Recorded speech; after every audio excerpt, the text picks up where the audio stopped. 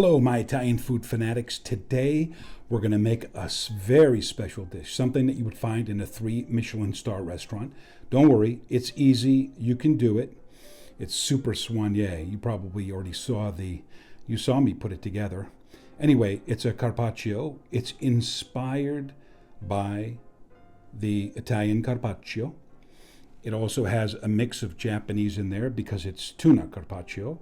And we've had a little bit of California cuisine in there too, because I'm from Southern California, and we've taken cuisines from all over the world and created brand new cuisines. In fact, for example, the pizza that people nowadays call artisan pizza, where you have a duck pizza or barbecue chicken, that was all invented, or salmon with cream cheese and caviar, that was all invented in Southern California by a guy named Ed Ledoux.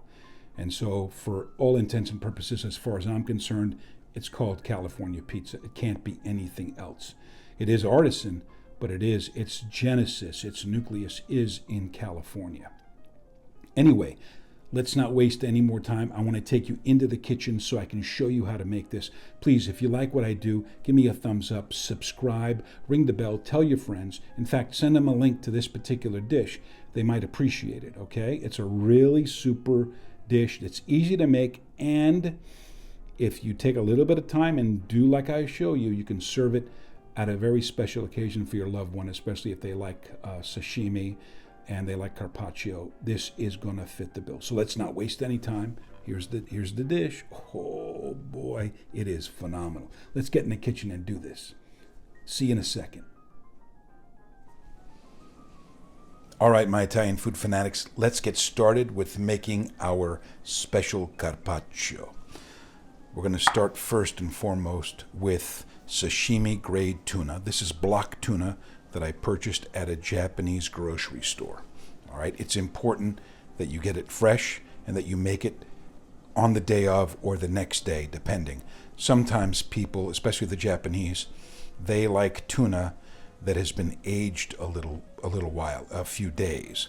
However, I suggest that you don't go in that direction, that you buy it fresh and that you use it the same day or the next day, all right? Too long is not good. Waiting too long to actually use it or eat it. We're also going to use the shallots. We're going to use some hot red peppers. We're going to use some Daikon, which is pickled radish, all right? Sometimes people say taquan as well. We're going to use some red beets. We're going to use 100% extra virgin California olive oil. We use some chives. We'll also use some soy sauce and, of course, a little bit of lemon juice. All right, I like to buy the actual soy sauce made in Japan as opposed to soy sauce that's made here. So there you go. Those are our ingredients. Let's get started. All right, my Italian food fanatics, let's get started with the tuna. I've taken one of the beets, and what we're going to do is we're going to square these beets off, believe it or not. And the reason why we're going to do that is because we're going to create perfect squares, or almost perfect squares, of beets. All right, so we've cut the edges off of that. We'll cut the edges off here too. And the reason why I'm doing this not on my regular cutting board is because the beet juice will seep into the wood, and very, very difficult to get that out. So we just square these off and cut them so that they're blocks almost. And we want to cut them into about 1/2 inch squares, just like that. Okay? In fact, I'm going to cut this in half like this and cut this in half like this. They don't have to be perfect, but it would be nice if they were. All right, we're not here to win culinary awards. What we're trying to do here is to create something super soigné. There we go, and get rid of that little one. Believe it or not, in fine dining rooms, that's exactly what happens. They try not to waste, or they'll give food away to a charity, to a food bank, or what have you. And so we'll take one of these, and we'll use this as a gauge. All right, find the right size that you want. Move this over like this, so that they're somewhat uniform pieces. Okay, and then we know that that's going to make a nice square there. That's too big. We're going to cut that off like this. We'll cut these in the same plane.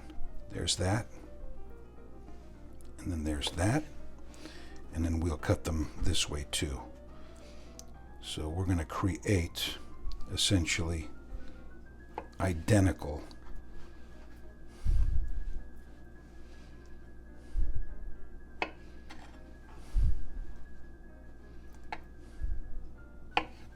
squares.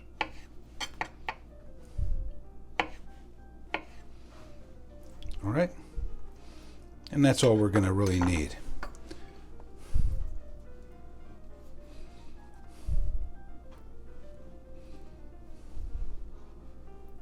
In fact, we can give this one a little bit of a cut right there and use that piece. All right, so there's our beets. This stuff you eat. Beets are good for you. And now it's time to do our daikon. We're going to do the same thing. We're going to square this off. We're not going to be using as much daikon as we would beets. Again, this can be used for another purpose.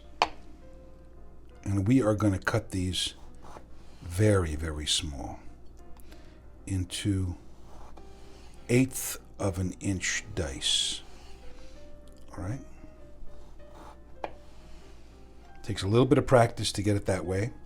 And because the daikon's not even, we're going to have uneven sides. So we'll get rid of that. And then now we're going to cut this into strips.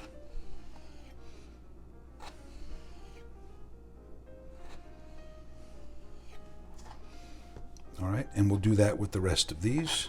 I'm going to leave them together like this so that you can actually see the way in which it would really happen in a fine dining room, because there's so much to do that you don't really have time to individually cut everything. All right, and we're gonna actually get rid of this. That's enough. What we have here is perfect for our purposes. Then now, let's keep them all in one row, like this. You don't have to, but it helps when we're trying to be precise with the cuts. Okay? You line everything up like this. And then we're going to take a chef's knife and go down.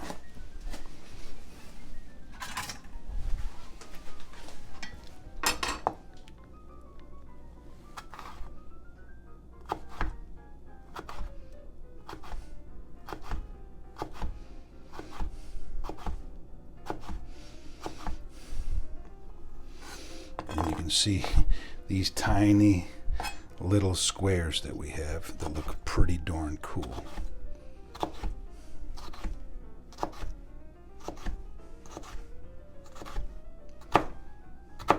And then the rest of this stuff also gets discarded because they're not going to be as perfect as what we have here. All right, and that's way too much for our dish anyway, but I'm just showing you how they would do it in industry. Actually, in industry, we'd save these as well. But for right now, that's what we're going to key in on and use these. And now let's fabricate our peppers. We want little rounds, just like this. Let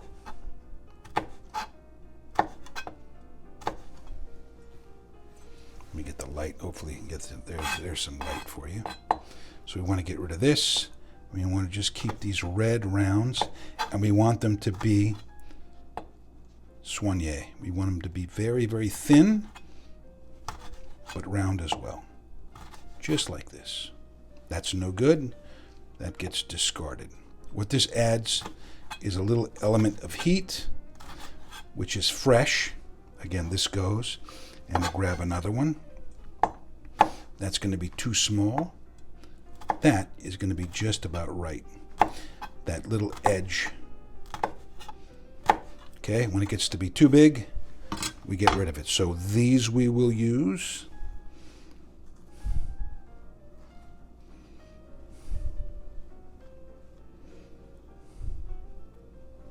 Now remember, this is something a little bit special. This is not your everyday fare. This is not stuff that you would use on a regular basis. This is just something, one of those things where you can make something that's very easy to make, but takes some skill with regard to the knife work. A little bit of precision. It's almost like buying a diamond. People on a bench, when they set many, many little diamonds, and people within the industry know that those diamonds may not be worth what the large diamonds are worth, but the work that went into creating the piece of jewelry is really where it's at. And so it's the same thing here amongst chefs. You'll notice, let me get some more light over here. I have to actually get that fixed. You'll notice that if you serve this to somebody in the food business that is a cook or a chef, they will understand the amount of work that has gone into the dish, and they'll appreciate it a lot more than, say, putting a big filet mignon or a piece of Kobe beef or something like that there. Anybody can do that, but it takes a lot of time and trouble to make things like this. All right, back in a moment. Okay, now let's get our shallot squared away.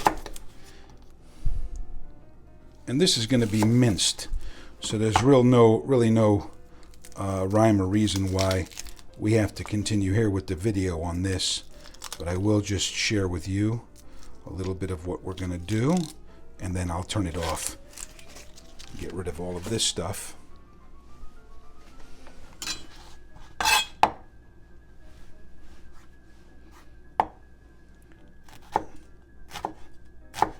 Again, cutting very, very, very, very fine.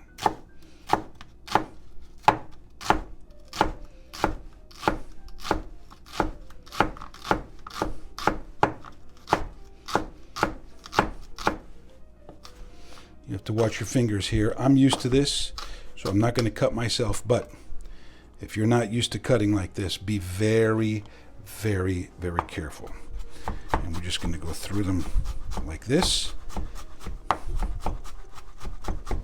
And you can already see that the shallots are very finely cut as it stands now. I'm going to further mince them so they're not pulverized, but rather cut. Let me move this thing out of the way. I don't like little pieces of skin in there. We're taking the time to do this the right way. All right. I'm just going to probably fast forward through this part.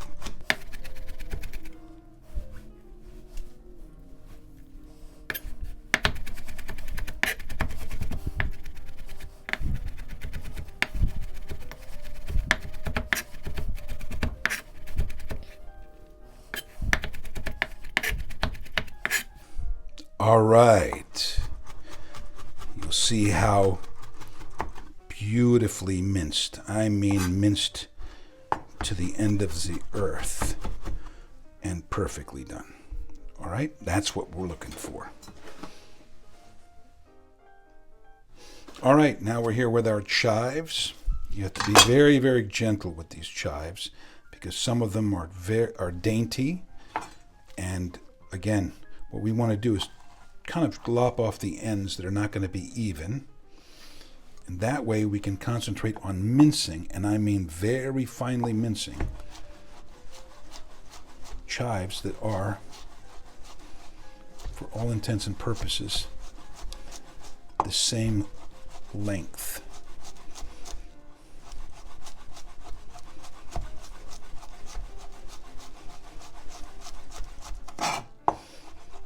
if you do this, notice the way my fingers are, and see where my thumb is? My thumb is behind my index finger. Let's get some light. My thumb is behind my index finger, but it's still holding everything together. And the knuckle of my middle finger is holding the knife at the perfect distance so that I don't get cut, right? And the fingers are curled in a little bit. Now that's going to be more than enough for our purposes, but I'm going to cut a little bit more so you can watch as we go a lot faster. But still remaining accurate. Better to go slow and be accurate than to go fast and create a debacle. So you'll see that when you see my other videos, and that we may be doing things that are not as fine, because this is more in keeping with very, very fine dining. You're looking at stuff you would find in a 3 Michelin star restaurant, as opposed to just your Italian red sauce restaurant. So there you go. Those are the chives minced ultra finely, and we'll put these on a plate to be used a little bit later. There we go. Look how beautiful those are. They're gorgeous. We'll be back. All right, my Italian food fanatics. Now we're going to do something you probably have not seen before. Perhaps you have. We are going to make a template.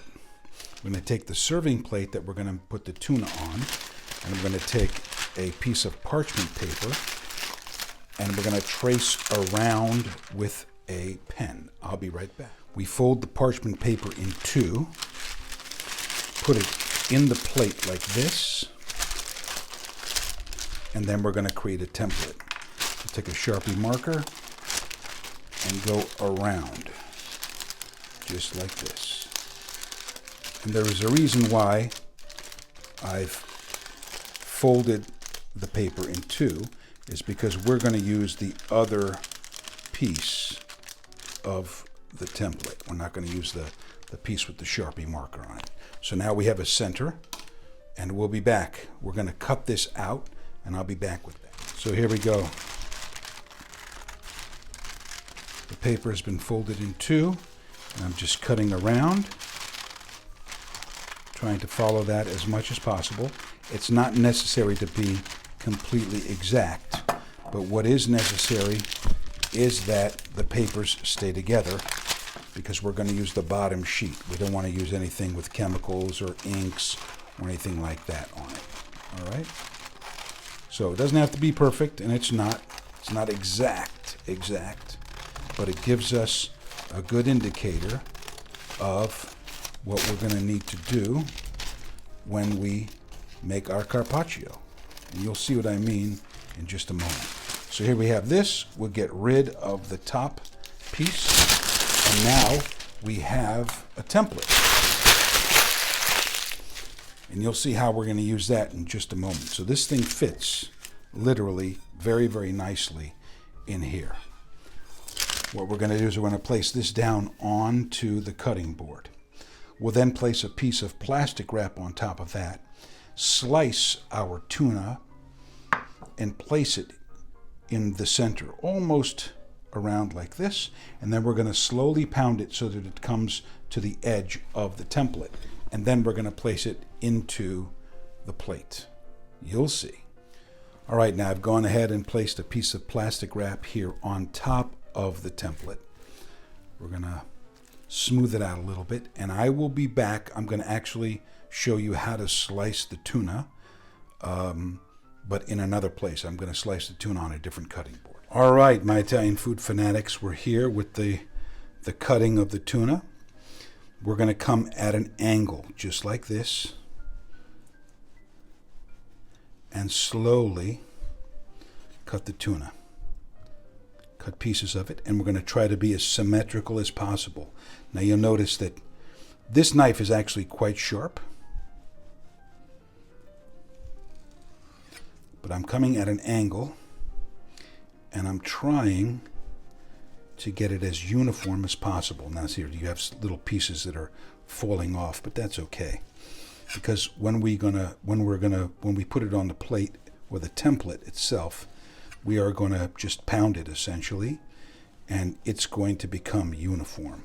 And then we'll trim the edges off. All right. So there's that. And we'll do this last one here. That is chef's reward. We'll go back and put it on the template. Okay. Now let's put this tuna. In fact, I'm going to do it this way. I'm going to put the edges out there.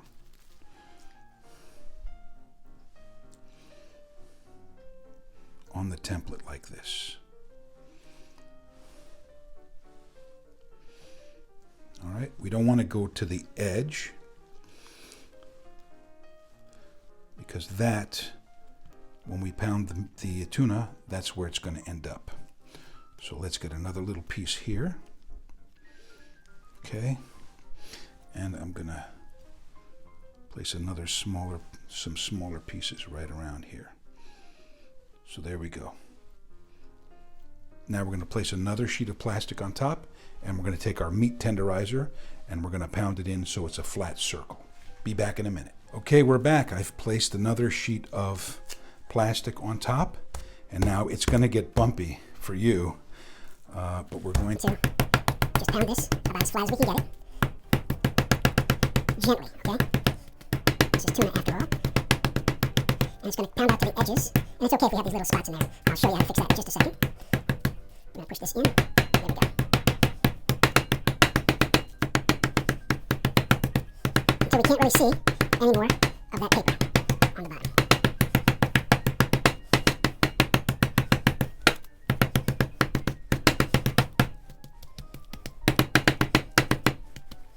Okay, that's that. We'll now peel this, turn it around like this, and we'll take this template and we're going to cut around it.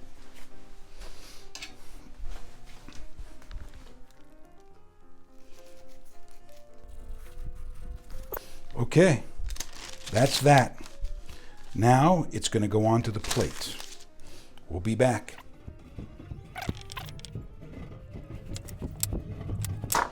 And any little areas that are not fixed, we'll do this. Now I used to do this with salmon.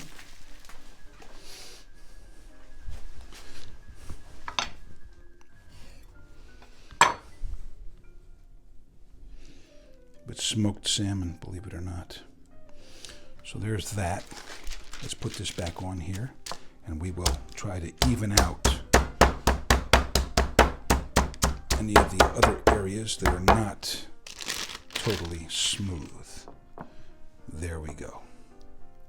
That should do it. Get this right over here. All right. Push this back in. And now we have a very even layer of tuna. All right, we're back. So how do we dress this thing? So we have our tuna. We're now going to take some 100% California extra virgin olive oil and a pastry brush. And we're going to coat the tuna with the pastry brush, with the oil, using the pastry brush. Okay, you have to be very gentle. As you can see, sometimes what will end up happening is the tuna can separate from what we've done here with it. So add a little bit of olive oil. I don't like using a neutral oil, even though some people claim that that's better. I like to use olive oil. After all, it is somewhat of a, this is a cross between Italy, Japan, and, believe it or not, California. So this is indicative of something that's Italian influenced or inspired, and then perfected in California. So there we go. We have our oil on our tuna.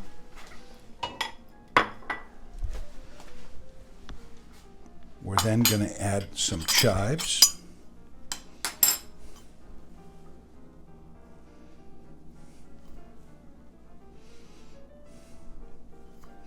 Not too many, just enough to give it some flavor. Get it everywhere. There we go. In fact, there's still some to be done here. And any of these larger pieces can be taken away. All right, we didn't go through the trouble of creating these tiny little pieces just to get them, just to let them sneak in wherever they want. Then we'll put on our beets.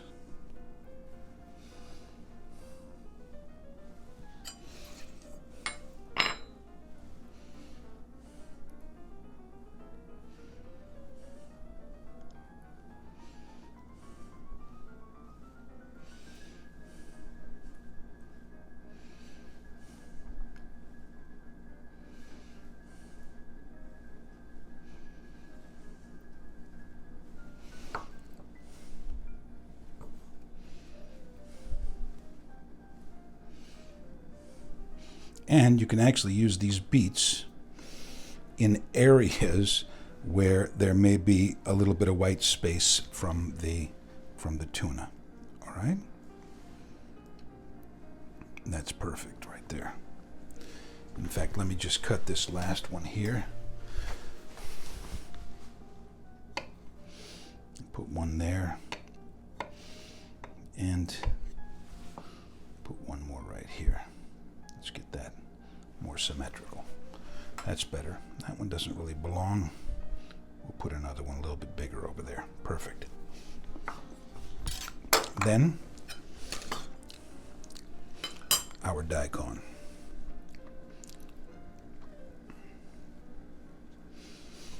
So we're getting, obviously you can see what's happening here. There's no secret to it. All these different colors. And also textures, believe it or not.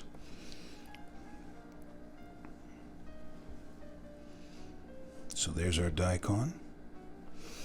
Perfect. Now, we're going to add these peppers. Take these peppers.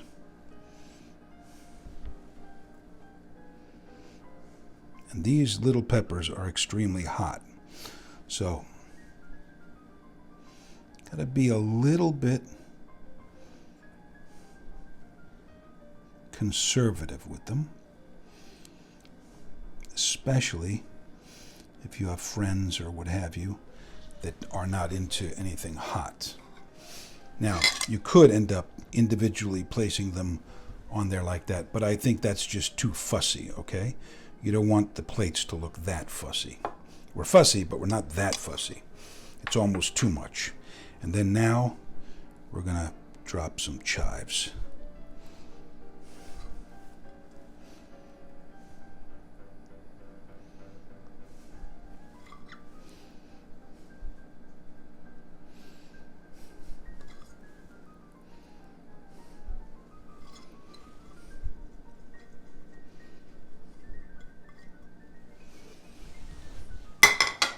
And other than the dressing, which is going to be a combination of soy sauce and lemon juice, that is essentially done.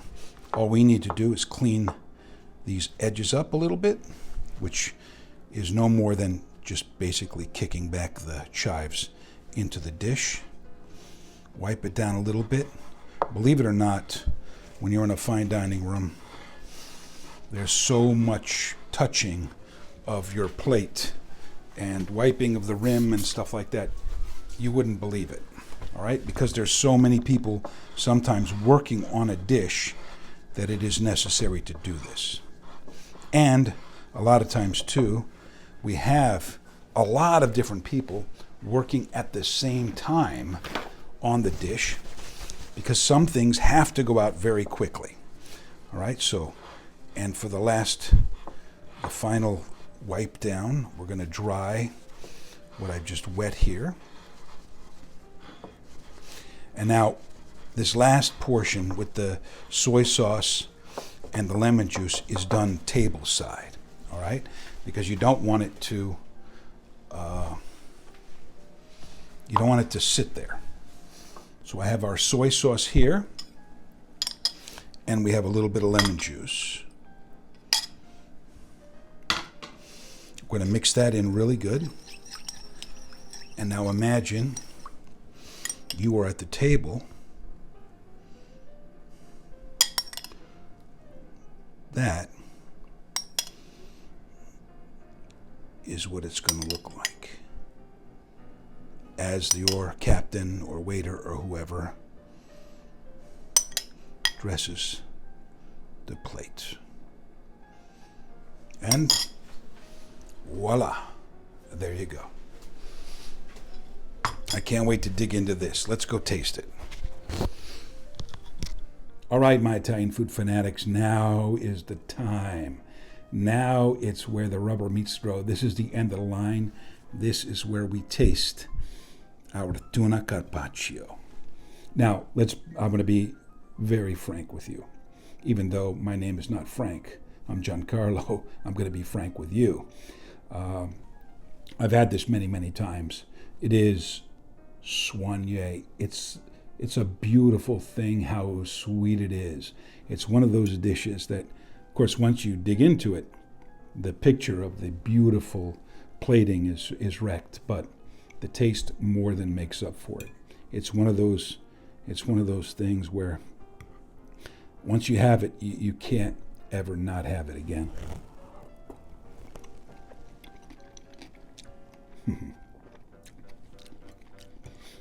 Oh my goodness.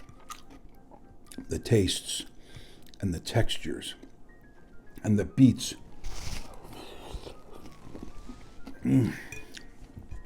Boy, that's good. And there's a little hint of heat with those peppers when you bite into them. So there's all kinds of textures, there's colors, there's flavors. It's multi-dimensional flavor. And boy, is it out of this world.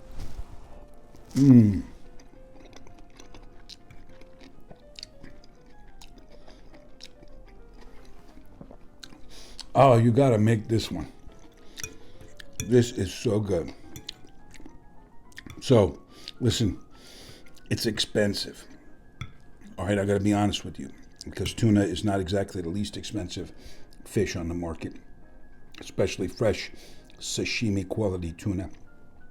Everything else, though, is very reasonably priced.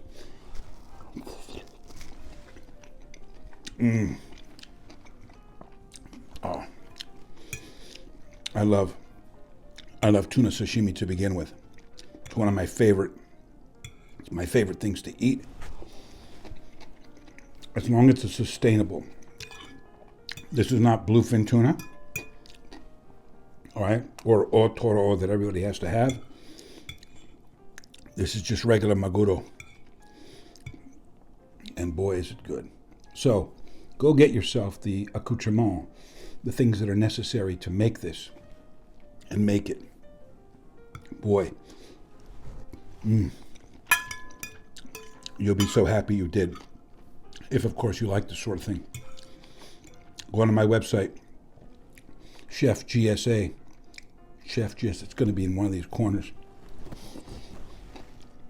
It actually goes to my proper website, gsargenti.com. But Chef GSA was just easier for people to remember and go to. So, please go there. Get everything that you need. It's really not that difficult. You can do it just watching the video and make this. Oh, you're going to be so happy you did. Anyway, I'm almost done.